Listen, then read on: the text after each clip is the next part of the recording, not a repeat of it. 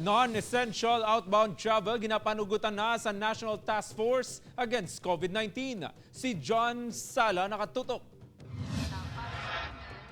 Mapadulong ko tani sa pugsod Japan ang mag-abyan nga si Daniela kag Camila apang bangod sang pandemya ginkansela nila ini. Ganito man ang kasadya sang duwa matapos ginpahunugutan na sang National Task Force for the Management of Emerging Infectious Diseases ang non-essential outbound travel. Ang ila madugay na nga plano ang madayon na gidman. For example, kami upod sang manghudya nga si Denny tani sa Japan kami subong. But because may COVID, nag-decide na lang kami nga i-postpone para man sa amon kaayuhan. Pero dapat i-follow ta ang proper guidelines and protocols para sa kayuhan sa tanan. Sang unang mga OFW nga may obra sa luwas ang pungsod kag mga essential travel lang ang ginapahunugutan.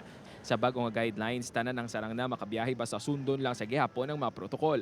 Regardless of purpose, may be allowed subject to compliance naging saktaman sa aton nga National Interagency Task Force. So for those traveling on tourist visa, masubmit sila sa confirmed round-trip ticket and travel health insurance. Maluwas ini kinahanglan man ipresenta sa pasaherong negatibo nga resulta sang iya antigen test nga dapat ginkuha hindi maglapaw sa 24 oras antes ang iya datalan ang flight.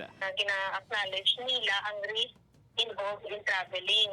Apang pahanumdum sa Regional Task Force kung magbalik na sa pungsod ang mga nagbiyahe. Pagkakabigon sila nga ROF kag kinahanglan nga magpaidalom sa mga quarantine protocols.